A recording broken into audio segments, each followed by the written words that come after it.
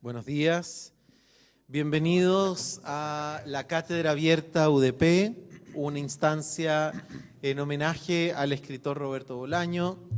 En este lugar no estudiamos necesariamente la obra de Bolaño, pero sí celebramos su creatividad, celebramos todo el aporte que él ha hecho a la cultura del idioma castellano, a toda Latinoamérica.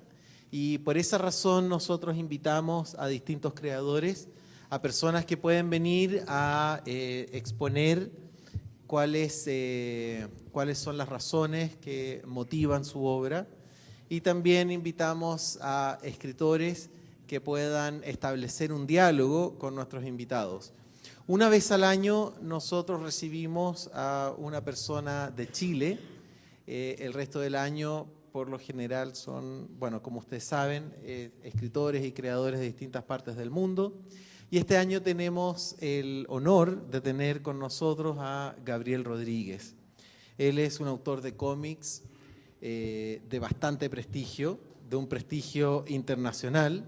Junto al escritor Joe Hill, creó la historieta de terror Lock and Key, y esta ha ganado importantes premios y en este minuto está siendo adaptada a televisión por Netflix. Ha sido ganador del premio Eisner, un premio al cual le refiere como el Oscar de los cómics.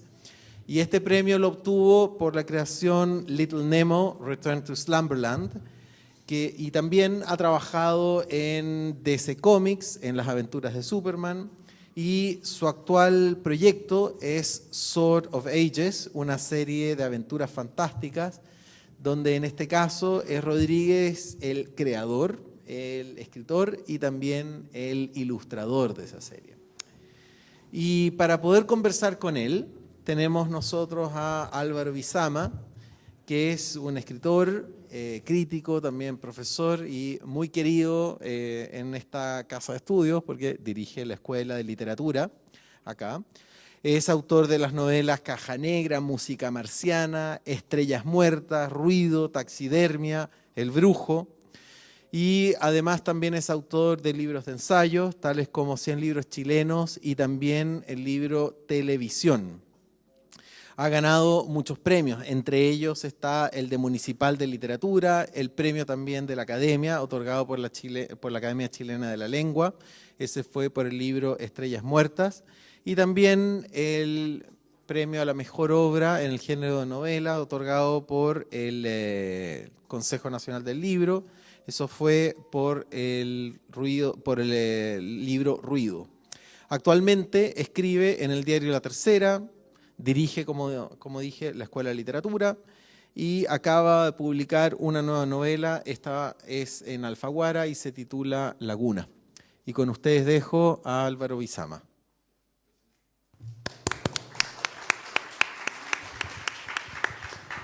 Hola, ¿cómo están? Muy buenos días aún, nos quedan unos par de minutos para que sean buenas tardes. Gracias Rodrigo por la presentación. Voy a tratar de ser breve. Para mí es un placer presentar y decir un par de palabras y conversar con un artista que admiro, que es Gabriel Rodríguez, al que todos conocen. Quiero decir o contar dos o tres cosas respecto al trabajo de Gabriel a modo de introducción. Primero, que hace, no sé, 8, 9 años me tocó entrevistar a Gabriel y hacerle un perfil para la revista ¿Qué pasa? Sí. En ese momento, Gabriel estaba en la mitad exacta de Lock and Key, que claro, luego terminó. Sí. En ese momento también Lock and Key había tenido su primera grabación como piloto televisivo para Fox. Sí. ¿Te acuerdas? Le estaba haciendo Mark Romanek, que era el tipo que había dirigido los buenos videos de Nine Inch Nails en la década del 90. 8 o 9 años después, Lock and Key ha tenido un segundo piloto y ahora acaba de ser confirmada como serie para Netflix. No, la tercera la vencida. Increíble. Pero además, Gabriel ha tenido un proceso también que me parece muy potente y que es básicamente de terminar Lock and Key, que es una obra mayor de la historieta. Una obra muy compleja, muy sofisticada, una obra que uno puede volver a leerla 20, 30 veces. Luego hizo cosas como Superman, ganó el premio por esa maravilla que es Little Nemo, que una esas cosa que yo creo que va a quedar, uno la puede volver a ver una y otra vez. Y el año pasado y este año, Gabriel ha debutado como autor completo. Siempre trabajaba con guiones ajenos y ahora Gabriel está trabajando con sus propias historias en Sword of the Age. Digo esto porque en el fondo también para mí siempre recuerdo algo que me dijo Gabriel hace 8, 9, 10 años cuando conversábamos, a pito de tal vez uno de los episodios o de los números más fuertes de Lock and Key. Si ustedes han leído Lock and Key en general es una historia de terror familiar, una historia de terror centrada en esas oscuridades de la familia, de lo que no se dice. Y hay un capítulo especialmente pavoroso, que es el único capítulo que no tiene o casi no tiene elementos sobrenaturales, que es simplemente una madre viuda que se entrega y que bebe alcohol y que se quiebra una y otra vez en ese capítulo. Recuerdo cuando estábamos haciendo una entrevista, Gabriel dijo algo que yo siempre he terminado pensando sobre el trabajo de los dibujantes de historias. Gabriel me dijo: tú lees esto en 15 minutos, 20 minutos, media hora. Yo viví con esto un mes. Claro. O sea, dibujar esto significa un mes. Y cuando uno lee el cómic se da cuenta justamente de ese trabajo que me pareció. Lo segundo, yo creo que lo más interesante, o muchas de las cosas interesantes del trabajo de Gabriel es la pregunta que se hace una y otra vez, como ¿qué significa contar historias? ¿Qué significa narrar? Eso está en sus primeros trabajos, cuando hacía las adaptaciones CCI, Claro. o la O el Land of the franquicia. Dead de Romero. Sí. Sigue con los trabajos de Cliff Barker y termina ahora con Sword of the Age, que es justo esa pregunta. Y es una pregunta también que en los trabajos de Gabriel a mí me parece que tiene que ver muchas veces con el estudio del rostro humano. O sea, Pues sí, sí. En general, creo que en los trabajos de Gabriel narrar o contar una historia por medio de las imágenes pasa también por pensar en qué sucede con los rostros, cómo esos rostros reflejan la experiencia del humano, cómo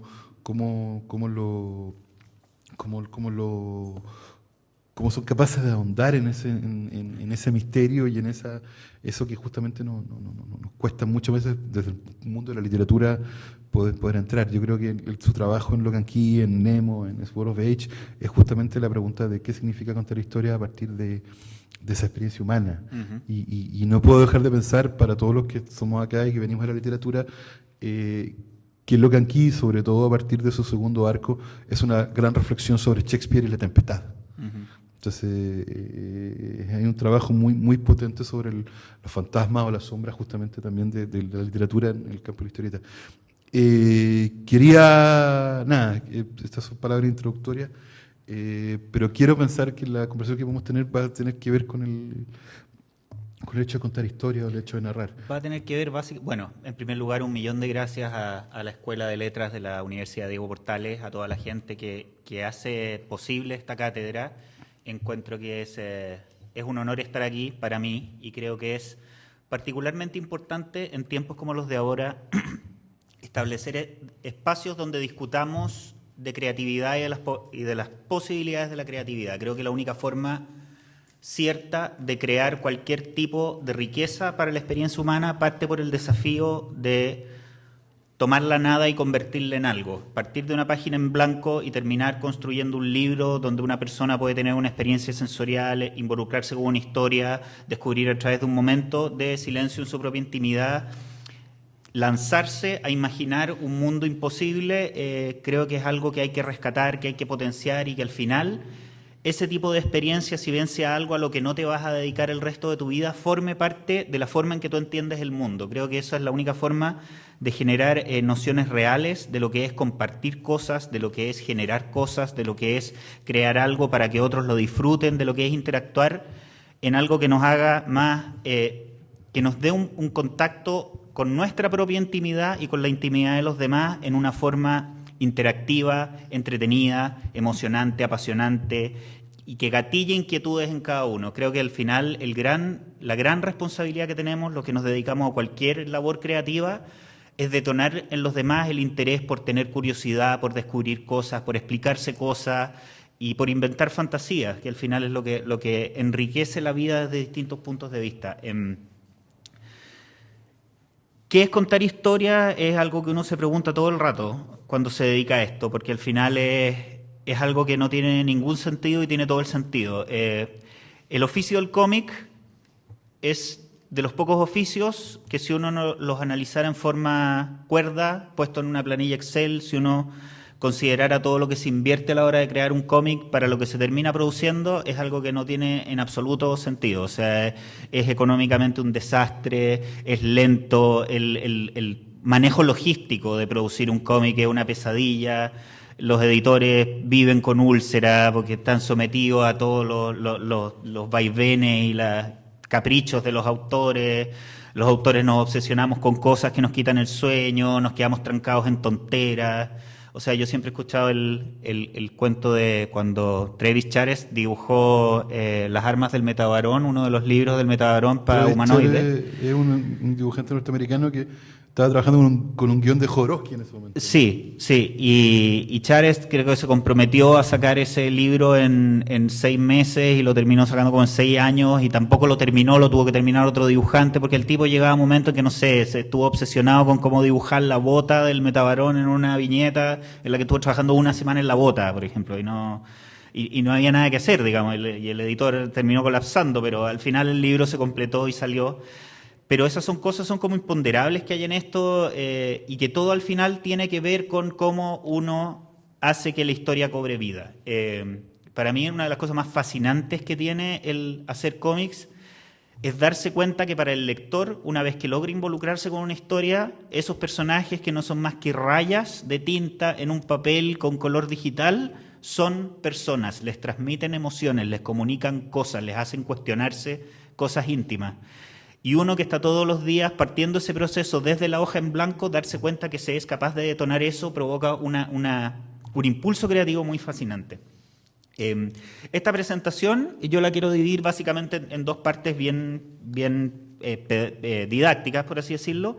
Una primera en que voy a presentar a través de los 3 casos de los proyectos más de autores en los que he trabajado hasta ahora, que son Lock and Key, Little Nemo y Sword of Ages, hacer un barrido por cómo se elabora el mundo en el que uno se involucra para contar una historia de cómic, cómo es el proceso creativo desde la idea conceptual hasta la puesta en página final. Si alguien tiene preguntas o dudas entre medio, no duden en preguntar. Y después con Álvaro vamos a seguir conversando de todos estos devaneos y todos los delirios que surgen al momento de meterse en este mundo tan bizarro. ¿Te puedo hacer una pregunta antes de partir? Por supuesto. Gabriel además es arquitecto, sí, y que abandonó la arquitectura para dedicarse a la historia. Estoy pensando justamente sí, en ese sacrificio del cual estás hablando. Es que es un abandono que no es abandono al final. Yo uno de los motivos por los que entré a estudiar arquitectura fue porque yo era absolutamente incapaz de sacar adelante proyectos a largo plazo. O sea, es algo que yo siempre tuve, desde muy chico, muy buena memoria y harta facilidad para estudiar. Entonces, en el colegio me fue muy bien sin mayor dificultad. Yo en 1 hora estudiaba lo que mis compañeros estudiaban en 3. Entonces, yo lograba muy buenos resultados en todo haciendo muy poco esfuerzo.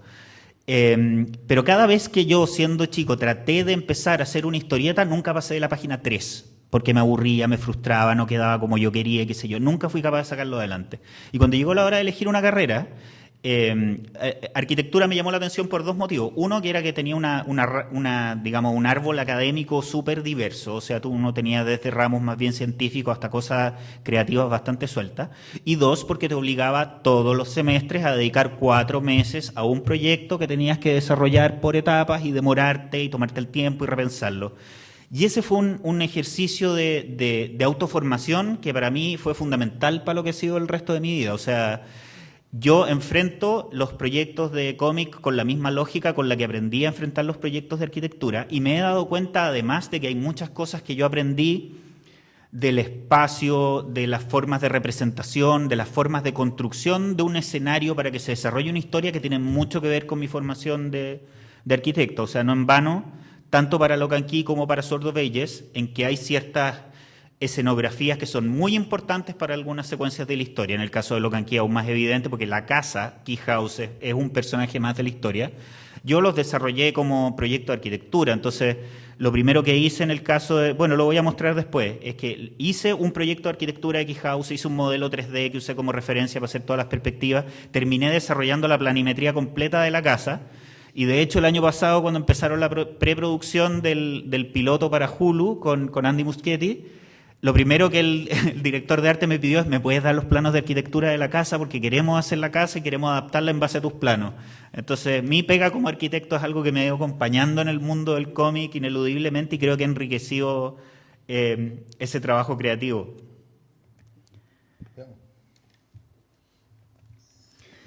En el caso de Lock Key partió en base a un concepto que Joe Hill le presentó a la editorial IDW, donde yo ya llevaba 9 años trabajando, desde que partí haciendo las adaptaciones de cómic de CSI.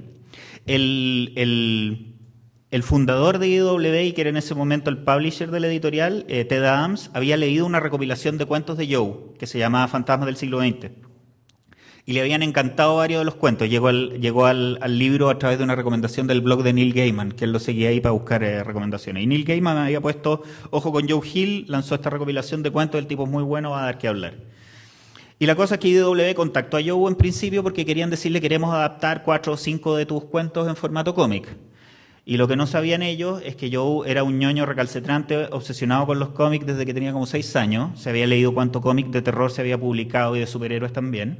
Y llegó a IDW con 2 o 3 propuestas y una de ellas era Lock Key, que era esta historia de esta casa embrujada con llaves mágicas en que se daba el escenario para que se resolviera un drama familiar. En la editorial les encantó la propuesta y me la mandaron a mí. Le dijeron a Joe: creemos que este dibujante puede funcionar, y con Joe hicimos un primer intercambio en que él me mandó un pitch de 2 páginas, en que en una página venían 2 párrafos en que explicaba cuál era el plot general de la historia de Lock Key, y otra en que venían los 7 personajes principales del primer arco argumental descritos en 2 o 3 líneas. Me dijo: ve lo que puedes hacer con esto. Y yo mandé bocetos de los personajes que a él le encantaron, era en la onda de lo que quería hacer, y ahí empezamos un proceso que duró 6 años y medio y no paró nunca más. El proceso de construcción de un cómic parte a mano izquierda, se ve acá el guión tal cual yo lo recibo, y a la derecha la página terminada, en este caso un par de ejemplos. En el guión en general viene, dependiendo del escritor, una descripción bien detallada del contenido de la imagen de cada una de las viñetas, más el texto que va incluido después para que uno calcule el espacio que hay que dejar disponible para que el texto después fluya armoniosamente junto con el dibujo. Aquí está el pitch original. Esto es lo único que yo vi de Lock Key antes de empezar a dibujar nada. ¿Tú no conocías a Hill en persona? No, yo a Joe lo conocí en persona cuando terminamos el primer arco de Lock Key. Cuando Welcome to Lovecraft se publicó como un tomo recopilado, fue la primera vez que me invitaron a una Comic Con de San Diego de IDW, y ahí conocí a Joe en persona por primera vez. Lo otro que también fue divertido es que cuando Joe empezó a trabajar en esto con IDW, en IDW no sabían de quién era hijo, porque Joe lo había mantenido en secreto para iniciar su carrera de escritor sin que nadie supiera que era hijo de Stephen King. Entonces, cuando yo, de hecho, llevábamos como un mes trabajando en Lock Key, Joe publicó El traje del muerto, que fue su primera novela, que fue bestseller del New York Times. Y después de que fue bestseller del New York Times, alguien salió con el soplo de que era hijo de Stephen King. Y ahí le dio un infarto a los editores de IDW y un infarto a la gente de Joe, que no sabía de quién era hijo tampoco. Y así nos enteramos. Estos son los primeros 3 dibujos que hice de los 3 niños que eran los personajes principales, Tyler, Kinsey y Bo de Locke, que de hecho en el caso de Tyler, el primer dibujo, que es el de arriba, yo malentendí una cosa que venía en la descripción y pensaba que tenía el pelo largo, siendo que el pelo lo tenía bien corto, así que esta es la única imagen de Tyler con el pelo largo que existe, que probablemente es de la fase justo anterior a cuando parte la historia. Y de esa misma forma desarrollamos todos los personajes. En Lock Key fue el primer caso en que yo dibujé los personajes sin tener en mente ningún referente de la vida real. Yo en todos los cómics que había hecho antes, o bien había tenido que adaptar series de televisión o películas en los cuales uno tenía el referente del actor, o en el caso cuando hicimos con Chris Ryan la adaptación de The Great and Secret Show de Clive Barker, ahí partimos el proceso diciendo: primero vamos a hacer un casting de personaje, como si esto fuera una película. Entonces hicimos el listado de todos los personajes y dijimos qué actor podría ser cada personaje. Hicimos una selección de todos los actores y en base a eso yo desarrollé el diseño de los personajes. Pero en el caso de Lock & Key, no sé por qué, me pasó por primera vez que yo leí las descripciones y al tiro me vino a la cabeza una imagen con la que empezar a trabajar. Y aquí llegamos al diseño del que yo considero el personaje principal de Lock & Key, que es la casa. Para hacer Key House, Joe Hill me mandó la foto de la portada del libro de Ray Bradbury, From the Dust Return, y me dijo, quiero una casa con esta onda. Y yo ahí de inmediato me di cuenta que iba a ser una casa complicada arquitectónicamente, empecé a buscar un montón de referentes de arquitectura de Nueva Inglaterra, de casonas antiguas, de casonas grandes, ver el tipo de elementos con el que se trabajaba y qué sé yo. Y empecé a trabajar el diseño arquitectónico de la casa de Lock & Key, partiendo por la primera mala decisión que uno puede tomar al momento de hacer un diseño como este, que es decir, que fuera una casa grande y asimétrica completa, que no tuviera ningún punto de simetría, que todas las caras fueran distintas, que mirada desde todos los puntos de vista fuera una cuestión diferente. Y además que tuviera todo un desarrollo de jardines, terrazas, y en el fondo, de inmediato me dio la impresión de que tenía que ser un espacio que tenía que ser un contenedor muy laberíntico para la construcción de la casa, que es donde se desarrolla como toda la parte tormentosa de la interacción familiar de la historia, y un espacio muy gigante y amplio alrededor que diera como una escenografía amplia a todo lo que iba a ser la construcción de la aventura de la historia, a forma de metáfora a través del proyecto de la casa. Así que en base a eso desarrollé este modelo 3D en Google SketchUp, que me permitió entender cómo se iba a construir la casa, me permitió además generar un modelo para yo dibujar las distintas perspectivas, porque yo sabía que esta casa la iba a tener que dibujar una y otra vez en el cómic. Entonces, ¿cuántas páginas tiene Lock & Key en suma? Lock & Key tiene como 866 páginas de cómic, más 40 portadas, o sea, el total, sumando el arte adicional que tuve que desarrollar de dibujos, de diseño, de dibujos para las ediciones especiales y de portadillas, son como 1000 páginas de dibujo. O sea, viviste en la casa 6 años, por lo menos. Básicamente, porque son como 10 láminas de dibujo en las cuales el tiempo promedio fue por lo menos de 10 horas de trabajo neto, así que en Lock & Key hay 10.000 horas de trabajo de dibujo invertido en 6 años y medio. O sea, en ese sentido, yo compartí mi vida con la familia Lock en simultáneo con la vida con mi familia por 6 años y medio, así que en ese sentido, sombrero para mi señora y mis hijos que me soportaron. ¿Trabajaba en la casa esto. en ese momento? ¿No? Sí, trabajé bastante en la casa porque coincidió con la parte inicial de la niñez de mis 2 hijos menores, entonces ahí yo tenía que estar mucho en la casa para hacer de sparring, controlar harto, así que hay hartas páginas que estuvieron dibujadas con niños sentados en las piernas, mientras yo estaba hincado en la cama dibujando arriba un tablero. Tiene una cosa como de guerrilla de supervivencia el oficio de hacer cómic, que es parte de la dinámica, que a veces es bien agotador, pero que también lo hace entretenido. Bueno, y aquí está el desarrollo de planos que hice yo, de toda la casa, que esto yo lo hice especialmente para dárselo de referencia a Joe Hill, para que escribiera la historia en forma que fuera coherente con los espacios que teníamos para construir el relato. Y por supuesto, lo primero que hizo Joe cuando recibió estos planos de la casa fue ignorarlos completamente y prácticamente 2 semanas después de que yo le había mandado todos los planos, escribió una secuencia clave para uno de los eventos que pasaba dentro de la casa, en que el elemento principal era un baño que no estaba donde él necesitaba que estuviera. Así que lo primero que tuve que hacer después fue una remodelación de la casa para que el baño estuviera ahí, tuve que adaptar los planos de 2 pisos completos, qué sé yo. Pero después de eso reconozco que fue bastante disciplinado y respeto mucho lo que habíamos hecho en términos de diseño. Cuando uno construye el mundo de una historia, en este caso una historia familiar que se transmitía por generaciones y que acarreaba muchos fantasmas para los protagonistas, hubo que diseñar un pueblo completo. Y en este caso el pueblo de Lovecraft está basado en el pueblo de Nahant, que existe en Nueva Inglaterra, muy cerca de donde Joe vive. Tomamos el mismo islote como referencia, con la única diferencia de que esta zona de acá, donde hay como una especie como de área de trabajo biológico y no sé qué cosa de una universidad, lo convertimos en la zona de propiedad de los Lock, donde estaba Key House, que en este dibujo está como por aquí, creo. Y la construcción del pueblo mismo. Yo tuve harta suerte de que yo sentí, cuando Joe me mandó las imágenes de referencia, de que esto era muy parecido como muchas zonas del sur de Chile. O sea, me mandó algunas fotos de muelles y cosas así. Yo al tiro pensé en Puerto Montt y Chiloé. Entonces, yo como que me apropié del pueblo de Lovecraft con bastante facilidad. Y me apropié con el resto de la historia también, porque creo que esta lógica de de las historias dinásticas familiares es algo muy latinoamericano. O sea, de alguna forma creo que la historia de Lock and Key tiene mucho de la Casa de los Espíritus, tiene mucho de ese tipo de fabulación. Es Donoso. Claro, pues de Donoso, de Isabel Allende, en distintos registros, pero es algo que me es muy familiar y que es divertido porque es algo que es muy poco gringo. Sí, mi hermana acaba de casarse con un norteamericano y conversando harto con ellos, y es algo que he conversado con mis amigos gringos también, con los que trabajo harto, está el tema de que ellos la relación familiar lo tienen como una cosa muy dispersa. Allá los tipos cumplen 16 años, se compran un auto, se van al high school, se van a estudiar a un estado diferente y después para poder comprarse una casa se la tienen que comprar en otro lado porque donde viven sus papás ya está todo carísimo, no se puede comprar nada. Entonces las familias son dispersas, viven muy inconexas. Y esta era una historia de una familia que permanece centrada como un núcleo y que vive atormentada por sus fantasmas del pasado.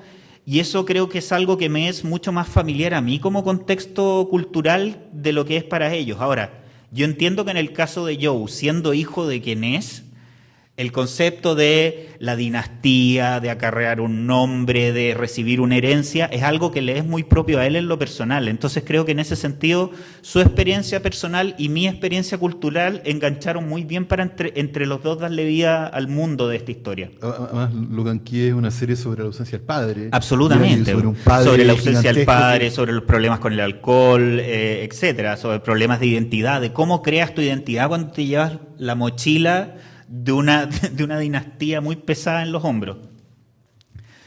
Entonces, desde cosas tan grandes como concebir un pueblo hasta la ropa con la que tú eliges vestir tus personajes, tratamos de imbuirle mucha realidad a la construcción del mundo de Key House, de los Locke y de Lovecraft, para eso a su vez después contrastarlo con todo el universo de fantasía que se desarrollaba en esta historia. La idea de nosotros era siempre que la magia fuera más bien una intromisión en el mundo de la realidad y que detonara cosas que les pasaban a los personajes que tenían que ver con su intimidad. Aquí viene una pequeña presentación de cuál es el proceso mecánico de construcción de una página. Desde el momento en que uno recibe la descripción del guión, en el caso, esta era una secuencia de Lock and Key que estaba ambientada en la época de la Revolución estadounidense, entonces había que buscar mucha referencia de elementos históricos para reconstruir la escena.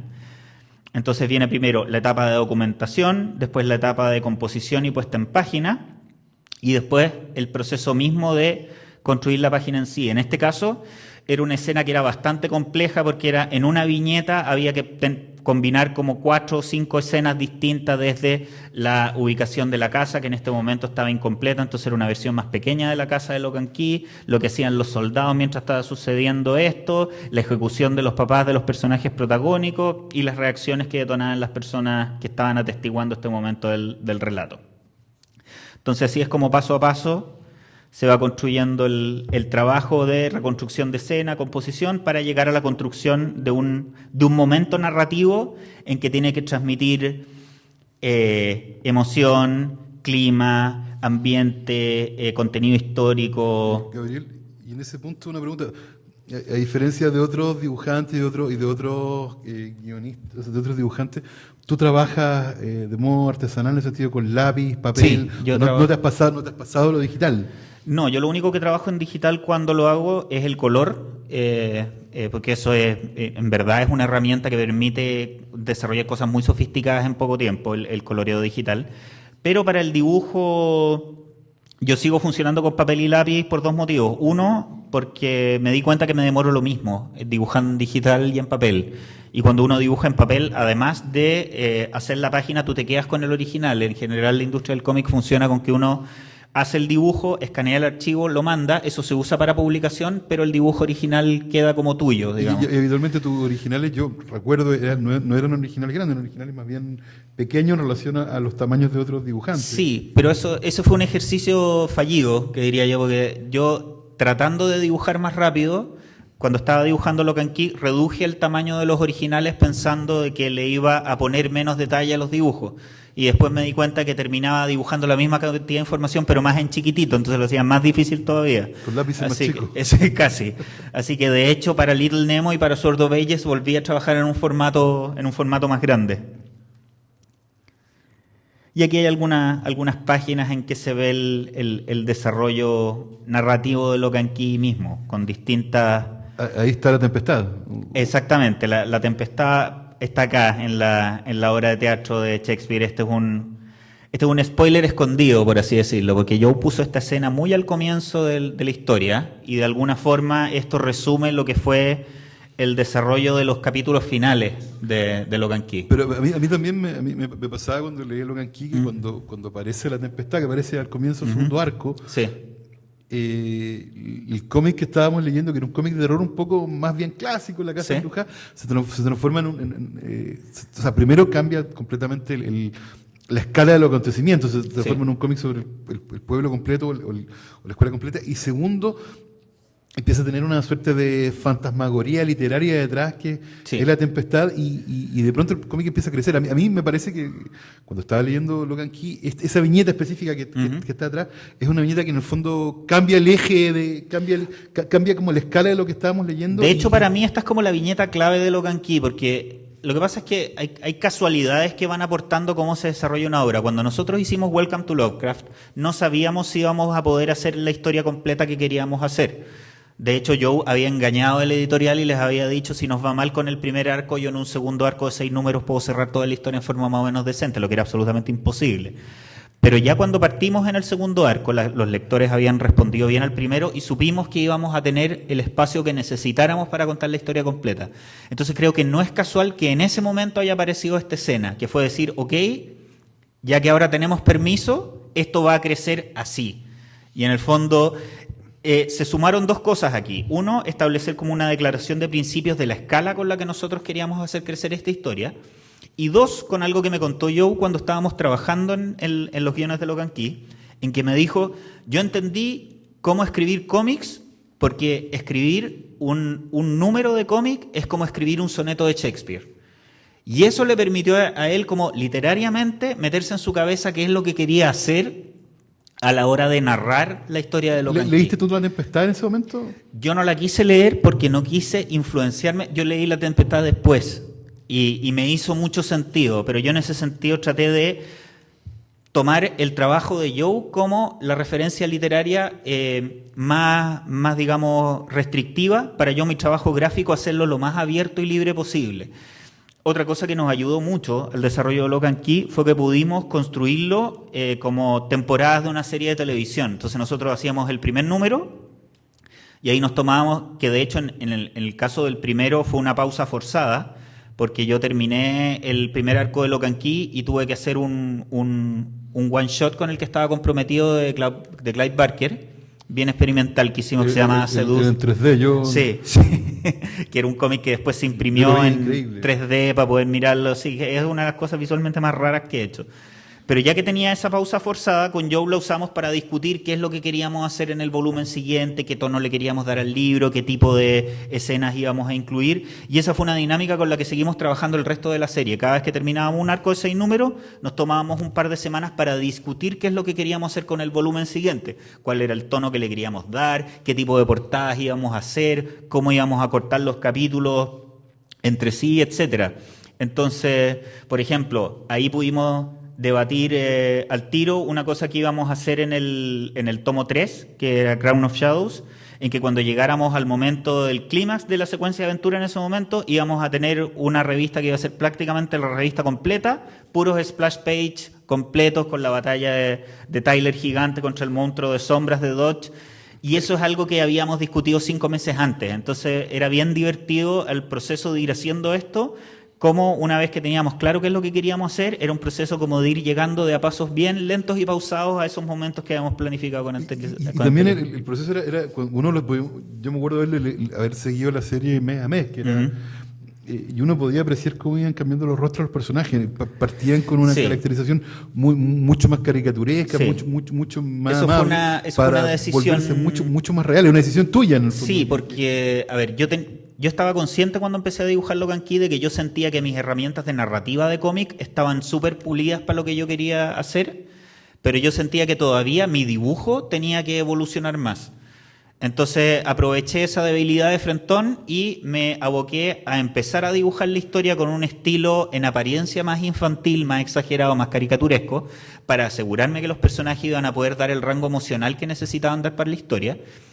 Y porque algo que yo quería utilizar, tratándose esta la historia de unos niños y adolescentes que iban a crecer y madurar a lo largo de la historia, era paulatinamente volver el dibujo más realista.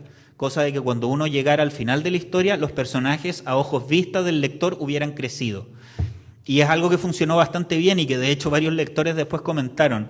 Otra cosa que yo me acuerdo también que, porque también era una reflexión sobre sobre tu lectura del campo de la historieta o la historieta, porque hay un capítulo, por ejemplo, que es un homenaje explícito a Calvin and Hobbes. Sí. O sea, hay un capítulo de Lock and Key que está escrito o está dibujado, Gabriel, en el fondo, con el estilo de Calvin and Hobbes completo. Claro, hicimos el homenaje a Bill Watterson, hicimos un homenaje a los cómics de guerra de Joe Kubert, también entre medio en algunas páginas, porque eso fue como un gusto que nos quisimos dar con Joe, que siendo los dos muy fanáticos del cómic desde muy chicos y habiendo leído muchos autores distintos, queríamos que en la construcción del cómic mismo eso estuviera reflejado.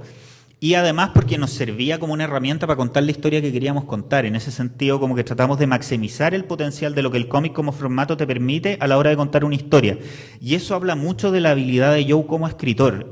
Joe es un escritor que ha escrito cuentos, novelas cortas, novelas y cómics, estando muy consciente de qué es lo que cada uno de esos medios permite contar y en la forma en que permite contarlo. Entonces él, obviamente, en Lock and Key se permitió contar una historia que él sentía que no podía contar como él quería contarla, como una novela o como una serie de cuentos. O sea, mucha gente le ha preguntado, ¿por qué no escribiste una saga de novelas con Lock and Key y haber hecho 4 novelas de 500 páginas? Y él dijo, yo desde un principio esto lo visualicé como un cómic y muchas de las cosas que exploté en la historia fue porque en formato cómic se podían explotar. Y eso es algo que yo también, desde el punto de vista del diseño de lo que se podía hacer, quise explotar también en este cómic. O sea, desde lo que era diseñar una casa hasta diseñar una llave en escalas distintas, como cosas que eventualmente después pudieran construirse como un objeto físico, que fue algo que en el caso de las llaves pasó, o como una excusa para contar el backstory de la mitología de Lock and Key a través de elementos de diseño que iban incorporados como bonus al final de los libros. Todo eso lo explotamos como lo que el formato nos permitía a la hora del universo y la historia que queríamos construir. Ahora, en ese mismo contexto, hay momentos de Lock and Key donde, por ejemplo, pasa lo que pasa con las grandes obras de duplas de autores, donde uno no puede ver dónde termina el guionista y comienza el dibujante, y ya está todo tan entrelazado que no es posible hacer esas separaciones, sobre todo a partir de, yo diría, la segunda mitad, donde ya la cuestión orgánica ya es total en ese punto. Sí, y ahí es donde uno agradece que se den experiencias en que uno empatiza con la otra persona y es capaz de funcionar en términos de que tú sientes que tus partners te están complementando tu trabajo y te están alimentando con desafíos creativos y a la vez lo que tú vas haciendo va alimentando la forma en que ellos trabajan la historia. En ese sentido, quizás el caso el que llegó como más al ridículo esa relación fue a través de una página en que por accidente, no sabemos por qué hasta el día de hoy, uno de los números de Keys to the Kingdom, en el último, hay una página que cuando llegó en la revista de imprenta, no sabemos por qué, hay una página en que desaparecieron los globos de texto. Entonces, una página que tenía diálogo como todas las otras, llegó muda, no tenía texto. Y nadie sabe por qué, porque yo revisé el PDF y en el PDF los globos estaban y en la imprenta también les aparecían, pero por algún glitch del programa salió sin texto. Pero la cosa es que recibimos la revista y al día siguiente, creo yo, me mandó un mail y me dice, oye, ¿sabes qué? Estuve mirando la página y funciona perfecto sin texto. Así que para la edición definitiva lo vamos a dejar así. Y creo que si es que le agregamos una onomatopeya, ponte tú. Pero me dijo, no, en realidad esta cuestión funciona perfecto, se ve más dramático el momento si los personajes están callados y la secuencia se entiende. Entonces así te das cuenta cómo a veces hasta la casualidad te edita el texto para que quede mejor. Yo me acordaba, Hugo Pratt contaba, o lo contaba Sasturaino o Estergel, que cuando dibujaba en los 50 en Argentina, manchaba con mucho negro porque como había carreteado 20 días de 30 al mes, le tiraba negro simplemente porque en el fondo no quería dibujar más. Entonces, exacto, bueno. Claro, o sea, la solución era mucho más práctica. Yo recuerdo haber leído una entrevista a Eduardo Rizzo en que a él le decían, oye, ¿cómo lograste desarrollar este estilo de dibujo tan radical con el uso de blancos y negros y con esta cuestión tan expresiva que después inspiró a Frank Miller para hacer Sin City, qué sé yo? Y Rizzo dijo, bueno, es que en la época en que yo estaba dibujando cómics en Italia tenía que dibujar 3 páginas al día. Y la única forma de dibujar 3 páginas al día era hacer un estilo súper sintético que me permitiera una cuestión súper radical y rápida. Porque si no dibujaba 3 páginas al día no me daba para comer a fin de mes, digamos. Entonces, la dificultad de lo difícil y lo lento y lo tedioso que es hacer cómic, al final te alimenta te demoráis tú? Un día por página más o menos, ¿no? No, depende. Ahora o sea, en Sordo Bellas me demoré un promedio de 2 días por página, pero a veces tú tenés los splash page o las páginas dobles en que fácil te puedes demorar en 2 páginas 7 días. En ese sentido yo estoy bien orgulloso de que en Sordo Bellas, bueno, después vamos a comentar más eso ahí, pero porque tiene que ver con la forma en que se desarrolló ese trabajo, así que dejemos ese tema para después. En el caso de Locan Key, yo logré en general dibujar entre 15 y 16 páginas al mes, salvo en el último volumen, porque ahí hicimos de frentón cosas bien complicadas en términos de puesta en escena, con las que con Joe nos tomamos más tiempo para pensarlas, digamos. Y De hecho, hicieron una pausa en un momento. Sí, o sea, de hecho, el último tomo, Alfa y Omega, creo que se publicaron los primeros 4 números y después tuvimos una pausa como de 3 meses para publicar los últimos 3. Pero ahí la lógica fue, nos demoraremos lo que tengamos que demorarnos, pero para que la historia pueda terminar como tiene que terminar. Después de toda esta experiencia de vida que fue hacer Locan Key por 6 años, me ofrecieron hacer algo totalmente diferente a continuación, que fue rescatar el mundo de Little Nemo en el País de los Sueños para hacer un cómic para todo público en que se rindiera un homenaje a esta obra maestra que es el Little Nemo de Winsor McCay. Que un cómic de los años 20, un cómic de los años 10. El cómic empezó a publicarse creo en 1903. Es así de antiguo. Y si uno mira al día de hoy las páginas de McCay, el tipo hizo en términos de construcción de mundo, de narrativa gráfica y de explotar el potencial técnico de lo que el papel impreso con línea y color podía lograr, que yo encuentro que hasta el día de hoy es revolucionario. O sea, si el día de hoy alguien hubiera salido con algo como lo que hizo McCay en esa época, se consideraría algo que rompe los esquemas de la industria. ¿Es una gramática de la historieta en el fondo? Este tipo inventó un idioma. O sea, yo creo que en ese sentido, McCay, la gran gracia que tiene es que tomó la tira cómica de diario y la convirtió en una obra de bellas artes, digamos, y se pegó el salto sin tener ninguna referencia. En ese sentido, el genio de McCay es algo que es poco conocido, creo yo, por términos de época. Creo que debería ser mucho más universal el conocimiento del trabajo que hizo. El tipo además era como una especie de genio multimedia, porque el tipo hacía ilustraciones para diarios y libros, hacía este cómic, hacía animación, escribió obras de teatro, codirigió un musical de Little Nemo en la época en que era furor. Little Nemo además fue como la primera gran franquicia de los medios impresos. O sea, sindicato. Exacto. De hecho, hubo Little Nemo, se llamaba originalmente Little Nemo in Slumberland, y hay todo un periodo que se llama Little Nemo in the Land of Wonderful Dreams. Y eso fue porque otro diario compró la franquicia completa para que McCay la hiciera en el diario de ellos, y el tipo no pudo usar el mismo título porque era copyright del diario original, al que después volvió a llamarse Little Nemo in Slumberland. ¿Cómo trabajaste Little Nemo? Esto yo creo que es el encargo más aterrador que me han pasado nunca en mi vida, porque te digan, ok, hagamos algo con Little Nemo de McCay, y tú dices, esto es entretenidísimo, pero por otro lado esto es peligroso. Tú te mandáis un vacunazo en esto y ya el nivel de bullying que puedes llegar a recibir es espantoso, porque en el fondo es como que te digan repinta la Yoconda. Pero a mí se me ocurre muy pocos dibujantes que pudieran asumir esa tarea. Yo creo que hay que tener un grado de irresponsabilidad bastante grande, y afortunadamente yo en ese momento la tuve. Me lo ofrecieron y me tiré a la piscina al tiro. Yo había discutido un par de veces antes con Chris Ryall, mi editor, que Little Nemo era como una de las obras de referencia que tenía yo respecto de qué es lo que se podría llegar a hacer en cómic, y yo nunca pensé que podía llegar a tener la oportunidad de trabajar con algo así.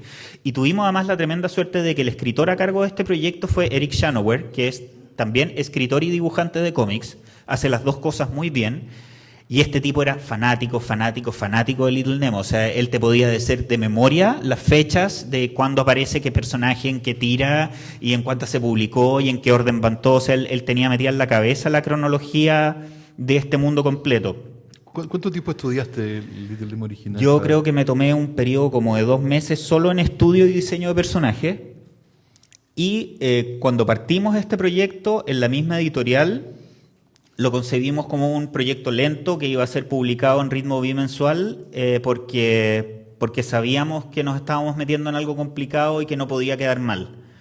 Entonces, en este caso, me permití un nivel de trabajo y de detalle que yo creo que hasta el momento ni siquiera el Locan Key me había permitido, en que, no sé, pues aquí puse los 2 originales a lápiz de esta página, en que cuando hice la composición inicial de esta escena, me dio la impresión de que toda la escena quedó como un poco caída hacia un lado por la forma en que apuntaba la mano de este personaje. Entonces la cambié después para que la secuencia de todos estos personajes que están enrollados en esta lista de papel gigante quedara más integrada hacia el centro y apuntara hacia el trono, que era el foco de la escena después.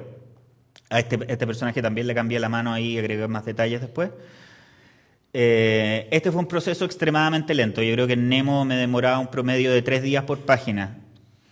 Afortunadamente, para hacer este cómic, conté no solo con el trabajo de Eric como escritor, que tenía súper claro qué es lo que podíamos hacer y que me dio un montón de sugerencias respecto de cosas visuales que se podían incorporar en las páginas, como juego que de alguna forma hicieran eco con los experimentos visuales que hacía Winsor McKay, sino que además conté como colaborador en el color con Nelson Daniel, que es un autor chileno que es también dibujante completo, colorista completo, y que yo creo que es uno de los artistas plásticos más importantes que hay en el cómic actualmente. O sea, el color de Nelson... El color de Nelson... Cuando Nelson colorea algo, uno lo convierte en otra cosa. O sea, yo cuando verlo. supe que él iba a estar a cargo del color, como que dije ya, o sea, esto es algo a lo que nos podemos tirar porque... Independiente de que yo haga un desastre con el dibujo, Nelson me va a salvar las páginas. Y afortunadamente creo que todos sincronizamos súper bien respecto de lo que queríamos intentar con este cómic. Queríamos ser súper respetuosos con la obra original, queríamos tener grados de libertad que nos permitieran contar una historia nueva, y por eso, de hecho, nuestro Nemo no es el mismo Nemo de la historia original, sino que es un niño contemporáneo que, de hecho... Para su diseño yo me basé en Matías, el segundo de mis hijos, que en esa época estaba más o menos por la edad del personaje. Y otro de los motivos por el que yo tomé muy entusiasmado este proyecto era porque era un cómic que mis hijos iban a poder leer inmediatamente al momento de estar publicado. Porque Locan Key lo tuve fondeado en un rincón de la estantería hasta que tuvieran una edad en que pudieran no quedar con daño psicológico después de leerlo. Y en ese sentido yo me permití un grado de ambición que yo no había intentado nunca hasta entonces. Esta yo creo que es, no sé si la más, pero una de las 2 dobles páginas más dificultosas que he dibujado nunca. Aquí había que representar a Nemo llegando al país de Slumberland por primera vez. Y era la única escena en que íbamos a mostrar como la arquitectura de este mundo como una cosa integral completa. Esta es... de las pocas páginas que Eric me mandó en el guión con disculpas al comienzo de la descripción de la página, pero también diciéndome que esta era la única doble página que íbamos a tener en este libro. Así que claramente había que quemar todos los cartuchos y hacerlo lo mejor que se pudiera. En esta página yo creo que trabajé como 8 días, en que lo más lento de hecho fue la etapa del lápiz, o sea, componer... la imagen, que se viera equilibrada, incorporarle, porque tuve que hacer harta documentación aquí para ver los tipos de elementos arquitectónicos con los que había trabajado McKay. Ahí? Básicamente con el Little Nemo original. A mí me mandó, justo en esa época tuvimos harta suerte, porque cuando estábamos trabajando en la preproducción de Nemo, salió la edición de Taschen del Little Nemo completo, en que venía todo el cómic en formato igual a la publicación original, y la editorial me lo mandó de regalo. Entonces yo ahí tenía un universo de documentación absolutamente completo para lo que quería, y afortunadamente mi trabajo como arquitecto me permitió adaptar eso con harta libertad.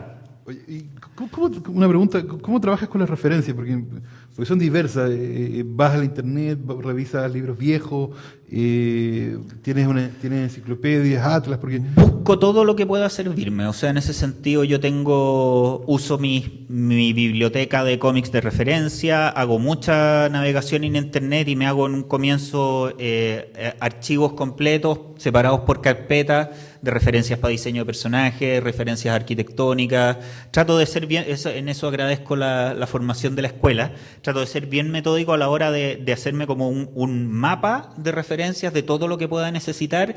Le pido a mis compañeros de trabajo a veces si me dicen, ¿hay algún libro que yo pueda leer que me dé como el tono de la historia que vamos a hacer o qué sé yo? O de repente incluso de saber qué cosas no tengo que mirar para no influenciarme de forma que me generen muletillas, ¿cachai? O sea, por ejemplo, yo teniendo claro lo que visualmente quería hacer con Sword of Ages, guardé todos mis libros de Moebius, para no ver ninguno mientras estuviera dibujando. Pero tú eres fan de Moebius. Porque yo soy fan de Moebius y porque era una referencia importante para la historia que yo quería hacer, pero no quería entrar a copiarle, no quería empezar a mirar cosas y empezar a que me aparecieran como muletillas para resolver atajos entre medio de la historia. Yo quería dar como con ese tono, pero sin copiar el dibujo. Entonces, en ese sentido, había ciertos libros que no quise leer y ciertos cómics que no quise mirar mientras estaba dibujando hasta que terminé. Y sobre todo, al ser esa la primera vez que yo escribía, quería que no me influyeran a la hora de cómo escribir el guión. Entonces, yo empecé a mirar de nuevo los referentes con los que yo, digamos, me inspiré originalmente para Sword of Ages, una vez que al escribir los personajes me empezaron a hablar en la cabeza, digamos. En el minuto en que sentí que ya tenía el tono de la historia de los personajes con vida propia, ahí ya me sentí con la libertad de volver a mirar cosas sin sentir que me pudieran generar como trampas, digamos, como trampas creativas. En ese sentido. Sí, dime. Uh-huh.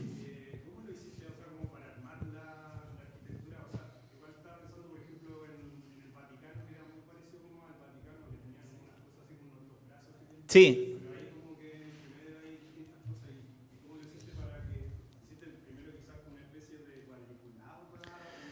Hice una trama de perspectiva tradicional, o sea, así como en las clases de dibujo 1 en arquitectura, línea de horizonte, puntos de fuga, me construí una trama básica de perspectiva.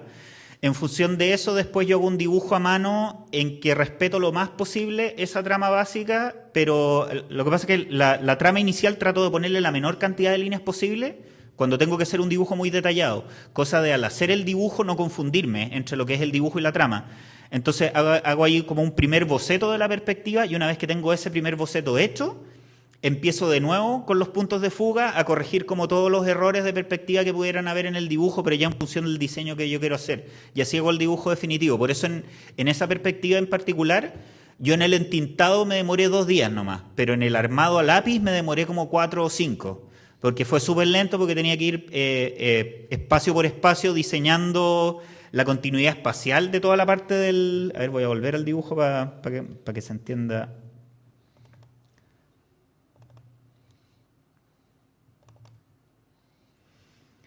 Ahora, la gracia que teníamos en el caso del cómic de Nemo es que al ser este el mundo de los sueños, no era necesario que tuviera continuidad el diseño de los espacios. O sea, este mismo palacio en el sueño siguiente podía tener algunas cosas similares y otras muy distintas. Ese fue como un punto de partida con el que partimos trabajando con Eric. Entonces, yo lo único que sabía es que, por ejemplo, acá necesitaba este pasillo largo para una toma que venía en la misma secuencia en el número siguiente. Entonces, eso lo mantuve. Pero todo lo demás, el resto del diseño está improvisado en función de mostrar distintos tipos de edificios, mostrar distintas escalas dentro del dibujo, o sea, que se viera desde la escala de las personitas circulando por el mundo de Slumberland hasta la escala de los edificios más grandes y generando además una noción de horizonte hacia el fondo, que diera a entender que esto era mucho más grande y que podía crecer y que podía seguir creciendo en el horizonte. Entonces, al hacer el primer boceto de dibujo de todo esto, al tener un nivel de detalle tan recargado, fue que yo después fui corrigiendo en el fondo con la referencia geométrica para ver después que todo quede bien encajado y funcione bien, porque si no, en la medida en que cualquier elemento después se sale del diseño de la perspectiva, el dibujo se desarma. Pero esto en el fondo aquí es con donde uno puede agradecer y aplicar el trabajo de de la Escuela de Arquitectura.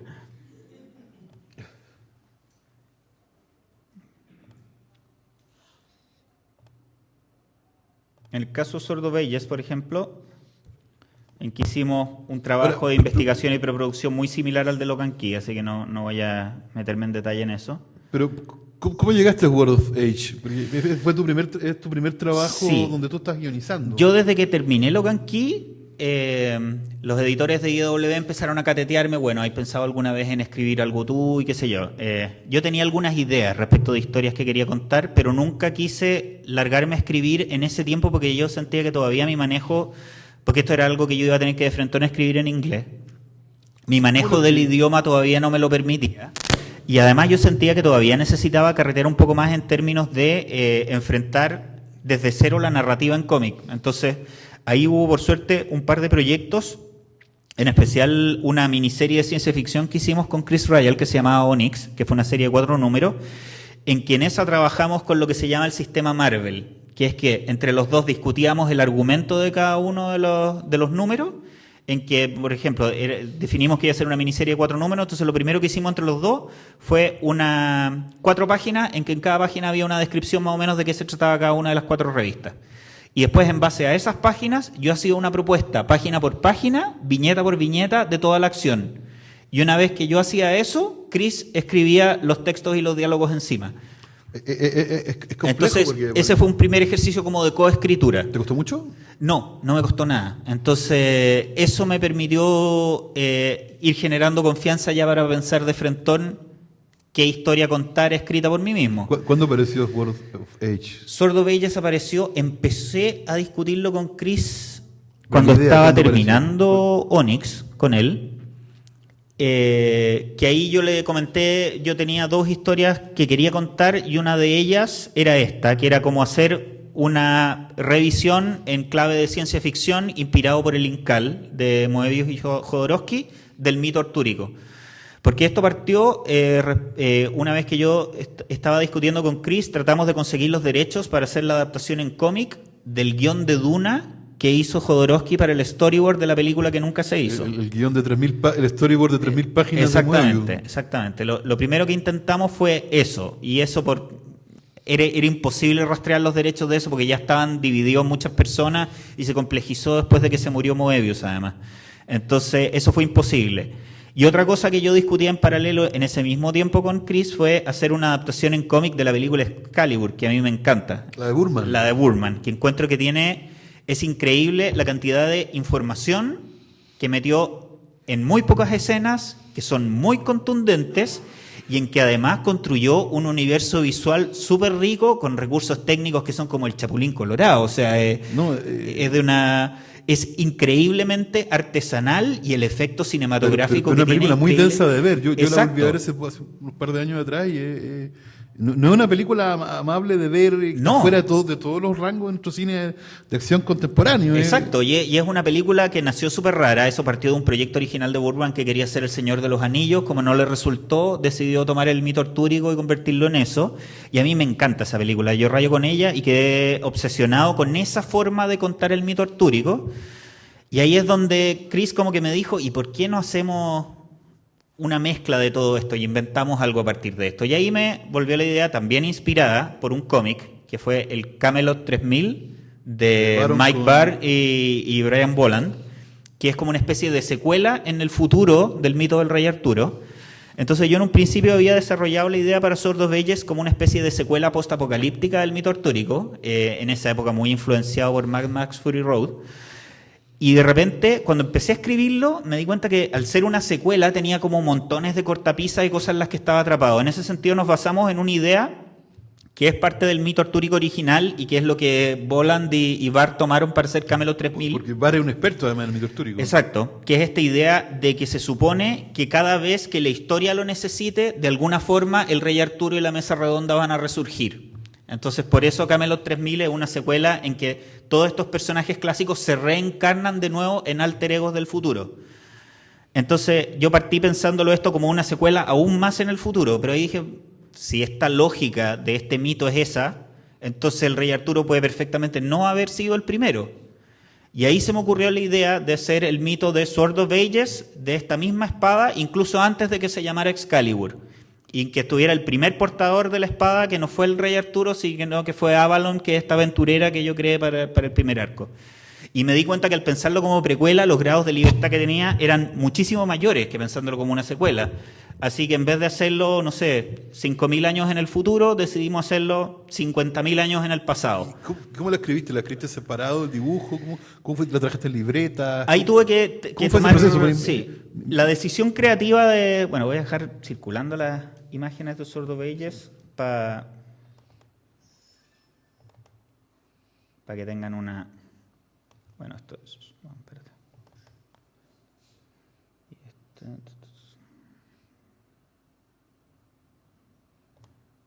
Ahí están circulando. Aquí hay algunas de las imágenes que hicimos que dan cuenta como del tono de la historia, el tipo de imaginería que desarrollamos, la construcción de mundo. Bueno, yo tenía súper claro lo que quería visualmente lograr con esta historia, tenía súper claro la aproximación que quería darle a los personajes, y al momento de pensar cómo escribirlo, ahí tuve como que enfrentar la decisión de o lo hago esto, por ejemplo, como trabaja Félix Vega, que yo sé que él lo que hace es que él hace una versión en chiquitito del cómic primero, en que va al tiro dibujando página por página en una libreta, en que, no sé, pues en un formato de la página como de este tamaño, las va dibujando y va escribiendo las notas de cómo va a construir el guión encima de eso, y desarrolla en el fondo cada uno de sus álbumes completos en chiquitito antes de dibujarlo, y no hace un guión técnico. En este caso, como yo iba a tener que escribir esto en inglés, primero lo que tuve que pensar es, ¿lo voy a escribir en español y lo voy a traducir? ¿Y lo voy a hacer como un guión gráfico al que le voy a agregar texto o no? Y como yo sentía que mi manejo del idioma estaba muy restringido, lo que decidí fue olvidarme de la parte gráfica y escribirlo como un guión técnico. Así, ¿En inglés? En inglés. Porque al principio intenté escribirlo en español y después traducir, y me di cuenta que esa cuestión era una trampa atroz, porque yo en español me permitía libertades que yo después no sabía cómo manejarlas en inglés. Entonces preferí escribirlo de frentón en un inglés fallido, pero teniendo claro lo que yo quería lograr con el idioma, y afortunadamente el editorial, no solo Chris Ryall en un principio y Ted Adams después como mis editores, sino que además me pusieron un editor asistente que se llama David Beravesh, que es un gallo que hizo un posgrado en lengua inglesa, que fue como súper buen sparring para mí en términos de decirme, lárgate a escribir y yo después cuando lea tu guión, si de repente noto que tú quieres decir algo que no estás logrando decir con las palabras que estás usando, yo te oriento para ver cómo hacerlo. Y trabajamos con esa dinámica en que yo entregaba al principio un guión bastante en bruto y después me decía, todo esto que tú dijiste aquí se puede decir en más corto así.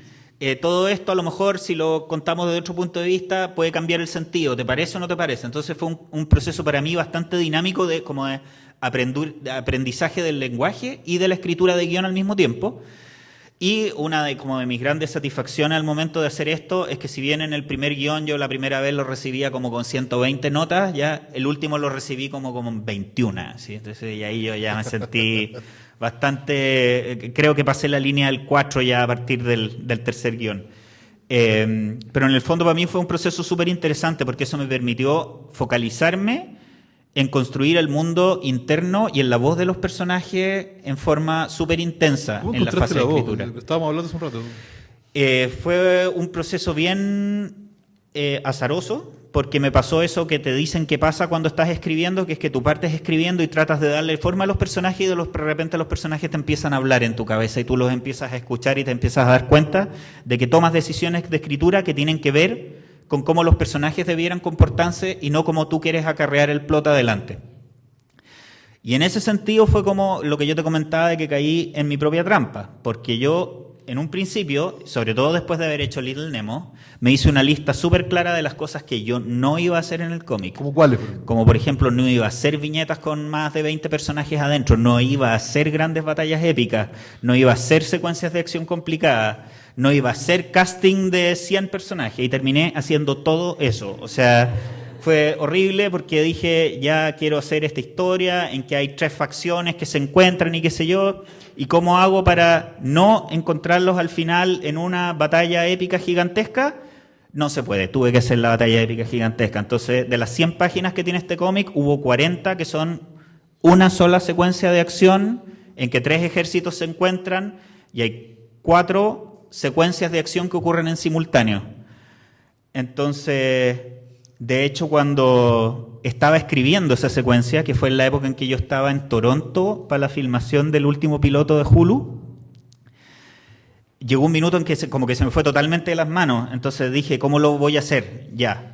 Lo único que tenía claro era qué cosas necesitaba que pasaran. Entonces agarré una página, la corté en 20 pedazos y me hice unas tarjetitas. Entonces puse, aquí Lancer hace tal cosa, acá el brujo no sé qué hace otra cosa, acá Avalon hace no sé qué.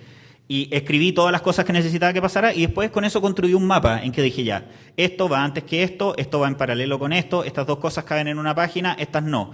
Y en el fondo construí la matriz de la secuencia de acción encima de una mesa.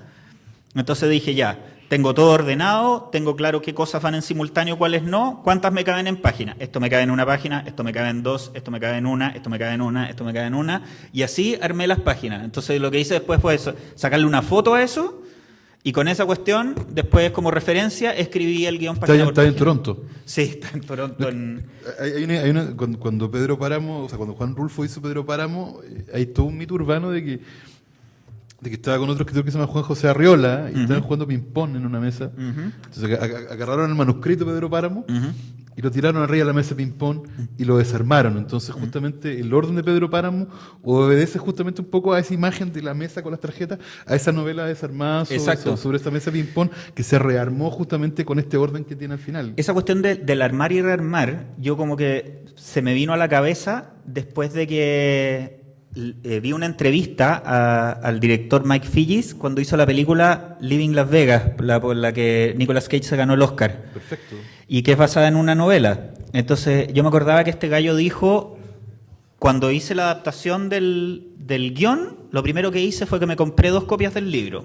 Uno que lo dejé entero para hacerme nota y otro que lo desarmé entero, página por página. Entonces después iba leyendo las páginas y hice 3 montones. Que era un montón, esto va en la película sí o sí, este no puede ir en la película, y el tercero es, esto debería ir en la película, pero no sé cómo meterlo. Entonces, cuando él hizo el desarmado en esos 3 montones, agarró el montón del sí o sí y el montón del no sé, y con eso construyó el guión de la película, y pudo hacer la adaptación. Entonces, en el fondo, a mí me pasó un poco lo mismo y se me vino esa idea a la cabeza. Ya que tengo claro qué cosas necesito que pasen, y después voy a tener que resolver en qué orden pasan para que tengan sentido, lo único que puedo hacer es hacer una lista, desarmarla y después empezarla a ordenar. ¿Y cuando dibujaste, cuánto cambió? Cambió bastante poco, pero lo que sí me pasó fue que algo que nos pasó también con Joe cuando trabajábamos en el proceso de Lock and Key, que es darte cuenta de que después hay harto texto que puedes editar en función de lo que eres capaz de transmitir en la página. Y en ese sentido, al saber que yo iba a dibujar el cómic, me ayudó mucho al momento de escribir, en que yo sabía, por ejemplo, que al hacer una doble página como esta, yo iba a poder resolver construir el escenario simultáneo de todas las cosas que después iban a suceder por separado. Entonces, por ejemplo, yo sabía que esta doble página era clave para entender la geografía de la secuencia de acción que iba a suceder después, y que si yo en esta doble página lograba eso, dejarlo establecido, me podía olvidar de eso y irme al detalle después en toda la secuencia y priorizar la velocidad de las secuencias de acción.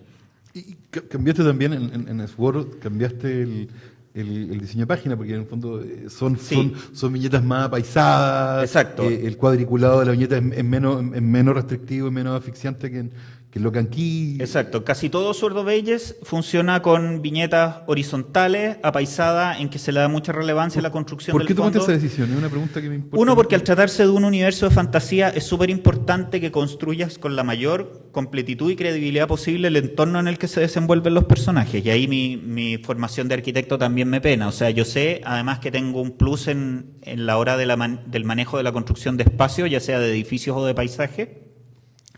Entonces, eso te permite jugar con la idea de horizonte. Tiene, por otro lado, la trampa de la que tienes que estar conscientes de que en las viñetas te cabe mucho más información con la que tú querrías lidiar al hacer cada una de las viñetas, pero eso es súper necesario a la hora de construir mundos integrados y credibilidad.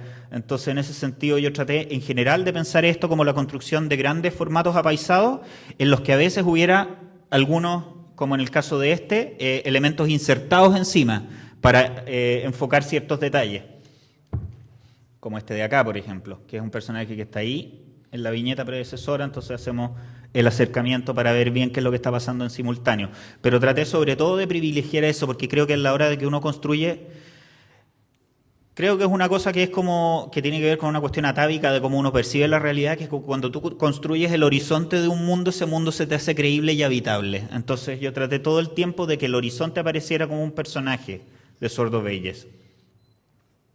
Sí, es una historia de espacio abierto en general. En general es de espacios abiertos, salvo la secuencia final, que por un motivo especial está elegida de hacerse en un espacio cerrado, que es uno de los eventos que suceden en simultáneo, digamos. O sea, uno tiene la batalla que se da en el plano general del campo de batalla, después uno de los personajes entra a la ciudad y se dirige al templo, que es donde sucede la acción final, donde se confrontan como a nivel personal los personajes que están principalmente en conflicto. O sea, hay una relación, en el caso de Sword, entre los espacios y también lo que está pasando en la intimidad del personaje. Sí.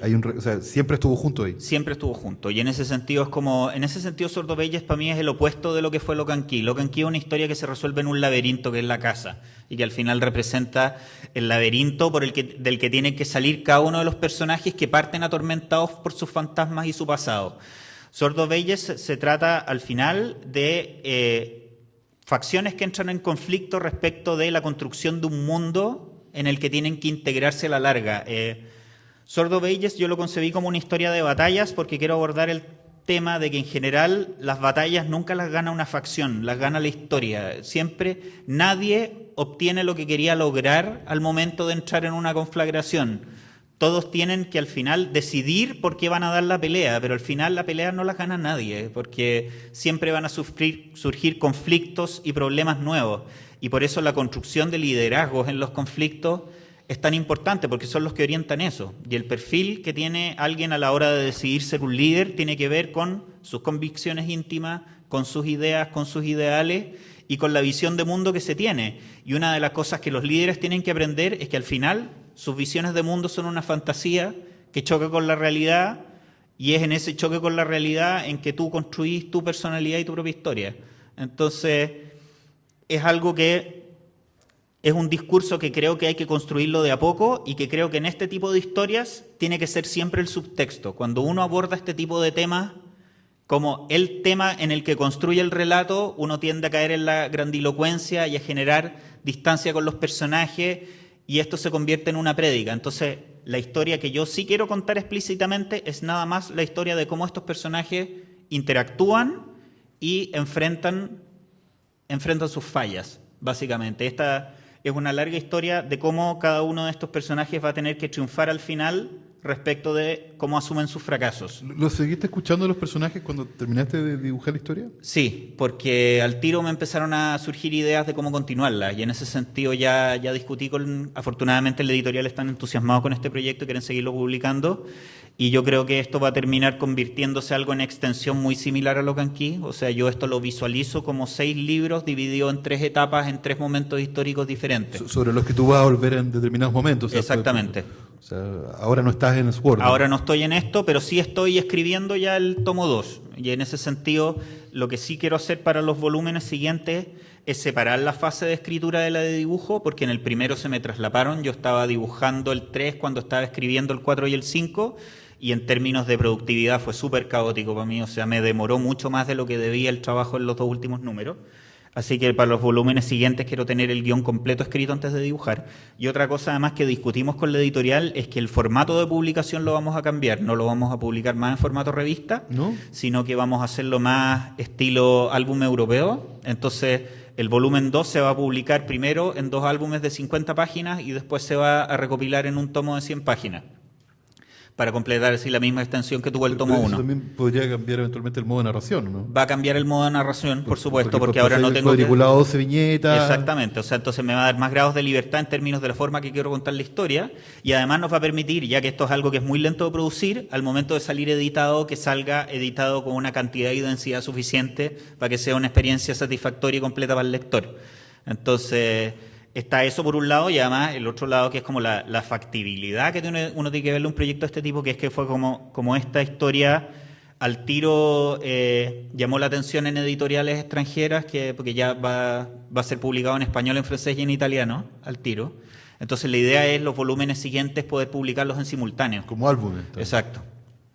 Oye, ¿te parece que le demos, por favor, Para eso sigamos la estamos acá. conversación? Ataquen. Por favor. Así que quien tenga preguntas, o si tú mismo quieres preguntar cualquier cosa, yo estamos... estoy feliz con la conversación, pero además está además absolutamente clara. Yo creo que... Comentarios, preguntas, por favor. Espera el Aprovechemos micrófono, para hablar. espera el micrófono van a para que pasar un quede micrófono ahí para que registrada tu todos pregunta. podamos escuchar. Hola, hola. Yo quería hacer una consulta con respecto a South Age. ¿Está claro el nivel de referencias que uno tiene desde el punto de vista de obras de fantasía, ya sea El Señor de los Anillos, Excalibur, por ejemplo, y el mito artúrico?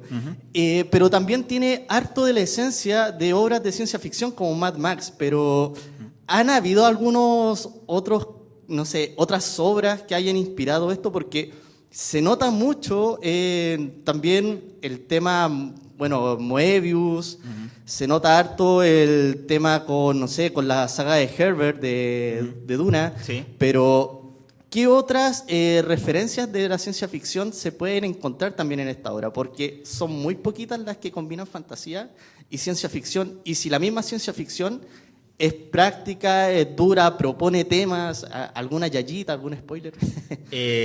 Mira, yo te diría que en términos de influencias, mi rango de influencia es súper amplio. O sea, yo tengo una carpeta de referentes con los que trabajo que debe tener 150 autores distintos y de todos los géneros. Para mí ha sido muy divertido que una de las influencias más grandes a la hora de resolver cómo narrar la historia en Sword of Ages no ha sido un cómic de ciencia ficción, sino que ha sido el western de Moebius, el Blueberry, que es un libro que yo he estudiado harto porque tiene mucho de la construcción de este horizonte en que se desarrolla la aventura, que es muy propio del western, que también está en el cine de los western. Entonces hay mucho de ese lado que me ha influido harto. Otra obra que me ha influido harto, que si bien es de ciencia ficción, es en un registro y un tipo de historia completamente distinto, es 2001, de Kubrick. Porque la gracia que encuentro yo que tiene 2001 es que te cuenta muy pocos eventos, muy sencillos, pero la construcción de mundo que hace en torno a esos eventos es gigantesca. Entonces como que extrapola las dos escalas a niveles absurdos. El otro que es claramente un referente fue la saga de Mad Max de Miller, pero sobre todo la última, Fury Road, que a mí me llamó mucho la atención, que es una película que hace una construcción de personajes densísima con nada de exposición, porque es todo acción. O sea, la película son 2 persecuciones, ida y vuelta, y nada más, y un montón de cosas que suceden en simultáneo. ¿Te parece importante que en Fury Road, en Mad Max, uno de los guionistas y artistas de concepto haya sido Brendan McCarthy, que es uno de los buenos, grandes dibujantes? Siempre, o sea... O sea, yo soy fan de McCarthy, Sí. McCarthy, pero me parece que no sé si hubiera sido la misma película si McCarthy no hubiera estado ahí. Es que todas esas partes del proceso creativo, que es algo que yo estudio harto, a mí me encanta ver documentales de making of de películas y siempre que salen en el sitio web, así como archivos de dibujantes que hicieron preproducción o qué sé yo como que bebo mucho de eso porque claramente es influyente. O sea, Star Wars no sería lo que es sin Ralph McQuarrie, Mad Max no habría sido lo que es sin Brendan McCarthy, Indiana Jones no habría sido lo que fue sin las ilustraciones de Steranko. Entonces ahí tú te das cuenta de que hay todo un mundo que se vincula. O sea, el mismo Dune de Jodorowsky no habría sido lo que pudo haber sido y que no fue, y que yo creo que es bueno que no haya sido, sin el trabajo que hicieron Moebius y Chris Foss y Giger y todos los que estuvieron involucrados en ese... porque al final es del caldo de cultivo del cruce de referencias, de gustos, de música. O sea, la música es un referente súper grande en Sword of Ages. Yo diría casi más que el cómic. O sea, hay mucho más de Roger Dean y de los discos de Yes en Sword of Ages que de ciertas obras del cómic. Pero por otro lado está toda la tradición de las historietas bizarras y de mezclas de géneros que se hacían en heavy metal de los 70, que está metido aquí. Entonces está Moebius, pero también está Philippe Druillet, también está Casa, también hay una serie de otros autores que están metidos acá. Y que de yo no hecho, puedo- muchas veces cuando uno lee Sword, se ve que estás discutiendo con ellos, estás Absolutamente. dialogando. Hay un diálogo muy fluido, pero a veces muy productivo también respecto a a esa tradición. Exacto, y parte de la idea que tengo yo, que es que al final lo que encuentro fascinante de los procesos creativos es que detonan otros procesos creativos. O sea, yo puedo hacer todo lo que hago en historieta y lo disfruto y siento que desarrollo cosas, pero porque parte de una tradición de muchos otros autores que yo leí, que yo disfruté y que empezaron a construir el imaginario con el que se fue desarrollando la faceta con la que yo puedo aportar desde el punto de vista creativo. Yo creo que la historia 100% original no existe y hasta en el más recalcitrante de los plagios aparece algo nuevo. Y yo creo que eso es algo a lo que uno se tiene que entregar. Yo tenía súper claro que yo, con Sword of Ages, lo primero que quería hacer era una especie como de obra de gratitud al trabajo de Jodorowsky, Moebius y Hal Foster, que fueron como los primeros 3 grandes inspiradores que yo tuve a la hora de decidir el tipo de historia que iba a contar y cómo le iba a contar. Y en ese sentido fue clave para mí, a la hora de decidirme a escribir y hacer el cómic, haber visto el documental de La Duna de Jodorowsky, y donde él contaba cómo el fracaso de Duna al final lo que hizo fue detonar toda su carrera como autor de cómics, y el Incal no habría existido si es que Duna se hubiera hecho. Así que en ese sentido, bienvenido que Duna no hubiera existido. O sea, divertido. Exacto. Entonces sí, hay todo de eso, y yo te diría que más que tener una referencia de un autor o de un género en específico, fueron como la referencia de muchas cosas que me gustaban y que detonaron cosas distintas en mí mientras me iba formando como autor, que yo finalmente he podido como descargar en esto.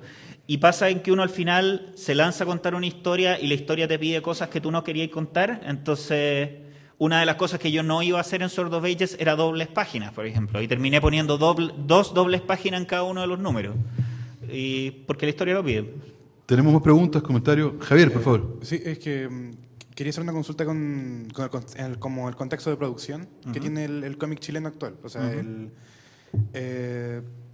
según cómo se hace en Estados Unidos, todo eso es como semanal, mensual, hay como un apuro al autor, por decirlo así. En cambio, no sé, por acá en Chile, por ejemplo, dando el ejemplo de Alex Nemo, por ejemplo. Alex Nemo se vende en un tocho grande, o sea, no una publicación periódica, así que al fin y al cabo hay como, hasta cierto punto, un poco más de libertad para el autor. Pero, o sea, hay claramente una diferencia grande en la producción de cómic en Chile y la producción de cómic en Estados Unidos. O sea, la diferencia principal es el contexto, algo que yo conversaba con las personas que me entrevistaron antes, que en el fondo la ventaja que tiene el desarrollo industrial del cómic en Estados Unidos parte de la base que por el tamaño de población que tienen, aunque el cómic sea el día de hoy un digamos, espacio creativo de nicho, el nicho es tan enorme que te permite financiar una industria, digamos. Ahora bien, es una industria donde el 80% de lo que se produce va a pérdida. O sea, en ese sentido, desde las editoriales más grandes hasta las más chicas, el 80% de lo que hacen sale con números rojos y son los números azules del 20% restante lo que los mantiene a flote.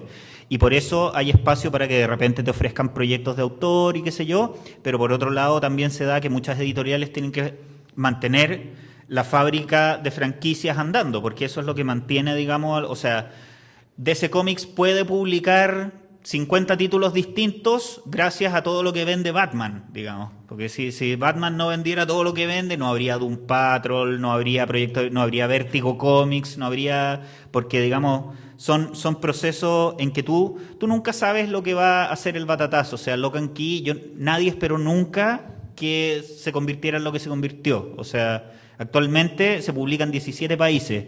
Ya ha vendido en el mundo más de 1 millón de ejemplares, pero eso es absolutamente imposible de predecir. Y a veces hay historias igual de buenas que no logran tener ese impacto, que no se logran completar. Creo que en ese sentido la industria local y la extranjera son bien similares. Ahora, algo en lo que está, por lo que me ha tocado ver, el mundo del cómic en general evolucionando en paralelo en todos lados, es que los autores están tratando de ver la forma más adecuada de llegar al lector. Antes había como una forma de distribución de los cómics que esclavizó mucho la forma en que se producían. Y en este momento, en Estados Unidos, está haciendo crisis el modelo del cómic mensual, porque la red de distribución se está convirtiendo en un estorbo. Entonces, ¿qué es lo que está pasando? Desde el minuto en que empezaron a aparecer los Kickstarters, en que los gallos decían, ya, si yo recaudo tanto monto, puedo hacer al tiro mi novela gráfica de 120 páginas y se la mando directamente al lector a su casa. esa cuestión hizo hacer crisis al sistema completo, porque en el fondo ya, incluso la irrupción del digital permitió que cualquier persona que pudiera abrir una cuenta web pudiera subir un blog en el que pudiera publicar una página semanal y empezar a contar una historia y generar lectoría. Y eso generó un remesón enorme en la industria del cómic, porque eso permitió a voces nuevas que no tenían plataforma de publicación darse a conocer lo que podían hacer y empezaron a ser llamados por los editores. Creo que en este momento la industria en general está en una etapa bien bizarra en que se está haciendo ensayo y error en muchas plataformas en simultáneo. Creo que el medio local, la dificultad más grande que tiene lejos es que el universo de lectores que hay es súper chico. Entonces, y el proceso de hacer un cómic es lento y por lo tanto carísimo. Entonces, lograr que se convierta en algo sustentable es el gran desafío y creo que todos estamos explorando a ver qué se puede hacer. Creo que le ha ayudado mucho al desarrollo del medio local en los últimos años el que al poder darse la opción de trabajar para el extranjero, hay muchos autores locales que han permitido, en base a mantenerse con pegas que hacen para el extranjero, poder hacer proyectos que no necesariamente generen una ganancia acá.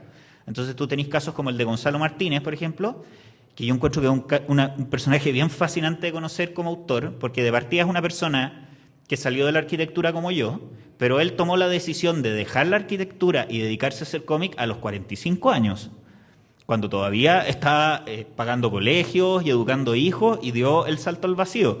Y afortunadamente, ¿qué se le dio a Gonzalo? Fue que se consiguió con Beyond Reality Media, que es una editorial de Nueva Zelanda, una pega súper bien pagada y estable, que le permitió con eso financiar su año creativo y en los meses que le quedaban disponibles cuando terminaba la pega de Beyond Reality Media, poder empezar a hacer proyectos más riesgosos, como son siempre cualquier proyecto editorial que uno quiera hacer en Chile, y permitirle hacer obras acá. Entonces, hizo después Mocha Dick con Pancho Ortega, y afortunadamente ese libro es buenísimo y fue un batatazo, y se publicó en otras partes y ha permitido generar la noción de que efectivamente se pueden hacer proyectos locales que sean exitosos a nivel masivo, que generen incluso exportación y interés de lectores de otros países. Entonces yo diría que todavía estamos en esa fase en que afortunadamente ya se ha generado una masa crítica de gente que se puede dedicar a esto financiado por proyectos que se hacen para afuera o por otras carreras, y que eso ha permitido explorar. Estamos en una etapa de exploración de ver qué es lo que es más accesible para el lector, porque el desafío más grande que tenemos los autores de cómic, y me imagino también los escritores, es cómo interesamos al lector a que se acerque a estas obras de ficción, a que esté dispuesto a comprar un libro, a llevárselo, a compartirlo, a prestarlo, a hablar de él. Al final creo que la dificultad más grande que tienen la mayoría de estos proyectos en Chile es que se sepa que se están haciendo. O sea, en ese sentido yo celebro instancias como esta, instancias como la FIC, que es este fin de semana, que es un festival internacional de cómic con invitados de súper buena calidad, con lanzamientos de publicaciones muy buenas, con autores chilenos y extranjeros, y que además es gratuito. Cualquiera puede ir y conocer esta cuestión. Entonces, que se esté difundiendo a través de distintas plataformas, que se hagan comicones, que se hagan ferias de literatura, es algo que es necesario porque estamos en un momento en que los medios están llenos de distracción y están llenos de ofertas de distinto tipo, en distintos lenguajes, en distintos tipos de fuentes de entretención y de creatividad. Entonces, en el fondo, competir con el ruido es lo más complicado. Pero hay que ver las formas de generar espacio. Y la primera forma de que se genere espacio es que haya obras que estén peleando por ese espacio. Entonces, en ese sentido, yo soy súper agradecido de haber tenido la oportunidad de contactarme con una editorial que me contrató hace 16 años sin haber visto nunca nada publicado por mí. Confiaron en mí, yo respondí a esa confianza, afortunadamente, siendo lo más serio y metódicamente posible a la hora de trabajar, y estoy, después de todo ese tiempo, pudiendo trabajar en mis primeras obras de autor, en que mi mayor ambición y esperanza es poder publicarlas en simultáneo afuera y aquí. Entonces, afortunadamente ya tengo un par de editoriales que me están consultando sobre la posibilidad de publicar Sword of Ages lo más rápido posible en Chile, y ese es como mi objetivo último. O sea, ya que tengo la opción de poder dedicarme a esto con la intensidad y el tiempo que requiere, es poder traerlo para acá y poder compartirlo con los lectores de acá. Gabriel, una consulta de Trauco. Uh-huh. ¿Qué ruido, qué sensación te produce que volvamos nosotros y que de alguna forma pertenezcamos al pasado, pero que estamos hoy haciendo el camino. Sí, es que mira, el camino no para de hacerse. O sea, yo una de las cosas que me alegro de gente que rompió la ausencia de cómic que se dio durante muchos años en Chile, que en los 80 pujó por volver a crear un espacio, y ahí está donde están las revistas, no sé, Trauco, Bandido, Asteroide, de las cuales yo algo de acceso tuve en la etapa del colegio, pero me alegro mucho de que personas como tú estén volviendo, de que gente como Gonzalo Martínez, que partió sus primeros disparos creativos en esa época, haya vuelto, el mismo Félix, que estuvo tanto tiempo publicando fuera, que esté publicando acá, que, en fin... La Marcela Trujillo, que me parece que... Sí, es que la Marcela ya es de una generación más joven, pero en el fondo que partió formada como por el mismo contexto cultural. Entonces, yo me alegro mucho de que se esté dando el espacio para que publicar sea más fácil de lo que era hace 10 años, imprimir sea más fácil de lo que era hace 15 años, y que ya se ha generado una masa crítica para que esté el interés de los lectores. O sea... Yo sé que si al anunciarse que Trauco vuelve, va a haber mucha gente que va a saltar y que va a decir qué bueno que vuelve, ¿cachai? ¿Dónde va a estar? ¿Cuándo va a estar el libro? ¿Cuándo va a ser el lanzamiento? Hay plataformas, hay medios que están difundiendo estas noticias, o sea, desde las redes digitales de canales establecidos hasta medios nuevos como la Radio Demente, que se encarga de fomentar en radio web proyectos culturales. Así que en ese sentido yo creo que es nada más que es una respuesta natural, porque al final la creatividad no tiene rango etario. O sea, Alejandro Jodorowsky tiene 89 años y sigue todavía involucrado, ya no tan directamente al momento de escribir guiones completos, pero sigue involucrado en los proyectos nuevos que se están haciendo, del Metabarón, de los Hijos del Topo y de una serie de personajes que creó hace 40 años y que siguen vigentes. Y la mayoría de los buenos autores en esto, en general, están al pie del cañón hasta el día que se mueren. Y en ese sentido también... O sea, yo, por ejemplo, soy muy fan de una cosa que ha hecho la editorial IDW, que es publicar unos libros que se llaman los Artist Edition, en que ellos están publicando a tamaño original escaneos de originales de cómic, tal cual como se dibujaban hace 30 años.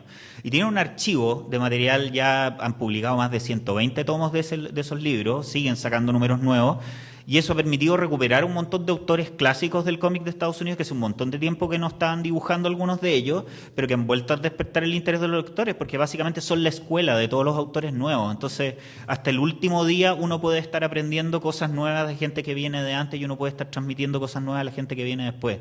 Este es un oficio en que siempre, una de las gracias que tiene es que siempre hay alguien más joven y más talentoso que tú en este medio. Y en la medida en que tú le podías servir de inspiración a esa persona que viene después, es una parte súper importante de la dinámica de este medio, que le permite a la historia de seguir viva. Gracias. Bueno, por la hora ya tenemos que terminar, pero antes de terminar quería yo decir dos cosas. Cuando hace 11 años abrimos esta cátedra, pensamos que podía ser un espacio para que los autores, los creadores, revelaran humildemente secretos, obstáculos que enfrentaban a la hora de avanzar con una obra. Y la verdad es que eso es bastante más difícil para los autores que presentar su obra ya terminada. Mostrarse como personas que enfrentan dudas, que tienen debilidades, personas que a medida que van publicando van aprendiendo, digamos que cuando una obra está terminada ellos no se consideran a sí mismos terminados. Es muy difícil que ellos compartan esto, pero rara vez tenemos la oportunidad de entrar a ese mundo y darnos cuenta de la calidad de ser humano que está ahí y que de alguna manera hay mucho trabajo y que comparten secretos y que sirven también a las personas que están acá en esta habitación, que muchos de ellos son autores también en formación. Entonces, en ese sentido quería agradecer a Gabriel Rodríguez. Yo creo que hoy día hemos tenido una muestra de lujo, de generosidad de su parte. No solamente porque él es autor de una gran obra, sino que también hoy día ha demostrado, digamos, cómo es capaz de examinarse con humildad y también con mucha profundidad. Así que muchas gracias, Gabriel. Gracias a ustedes.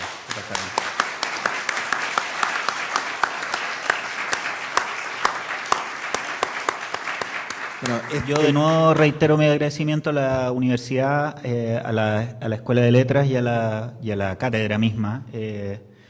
Me encanta que existan estos espacios, creo que son súper necesarios. Me alegra que haya venido harta gente. Qué bueno que dejan registro de esto también en el fondo, porque si ya llevan más de una década de experiencia en esto, creo que esta es otra forma de hacer escuela al final. Como conversábamos en algún momento, es súper importante potenciar el pensamiento creativo. Estamos en una etapa como de desarrollo sociocultural en que se vienen 25 años, en que los trabajos que existen van a dejar de existir, trabajos que ni nos imaginamos van a surgir. Entonces, creo que sobre todo en esta que es la etapa de formación, en que uno está aprendiendo con qué herramientas va a enfrentar el resto de la vida, es súper importante tener claro eso, que uno ahora lo que está haciendo es escoger su caja de herramientas. Eso es lo que yo trato de transmitirle a mis hijos a la hora de ver cómo ellos enfrentan sus estudios, es que uno ni se sueña el mundo que se viene después. En mi misma experiencia, si yo a los 11, 12 o 15 años alguien me hubiera dicho que yo me iba a dedicar a dibujar cómics, yo me habría muerto la risa, porque es como que me hubieran dicho, oye, tú vas a ir a la luna en la primera misión tripulada de Sudamérica. Es así de poco probable. Entonces, y la cuestión es que se dieron cosas y la cuestión sucedió y afortunadamente yo, en parte gracias a la casualidad, en parte gracias al apoyo que tuve siempre en mi casa, de mis papás, sobre todo, que siempre nos pasaron lápices en forma muy irresponsable. Yo soy el mayor de 7 hermanos, de los 7, 6 nos dedicamos a áreas creativas y de dibujo. La oveja negra de mi familia es ingeniera comercial. Y es tan negra que incluso ha tenido contratos por varios años. Yo no sé qué es eso, una palabrota que me enseñaron hace un tiempo. Pero eso, creo que se viene una etapa que es súper desafiante y que está súper llena de oportunidades y creo que en todas las áreas va a haber oportunidades para todo el mundo en la medida en que estemos abiertos a aceptar ese desafío. Porque creo que la dificultad mayor de los tiempos que vienen es que son desafiantes y hay que estar dispuesto a tirarse esa pelea y tener claro que para tener éxito hay que fracasar muchas veces. Eso es parte del modelo de... Muy bien, muchas gracias.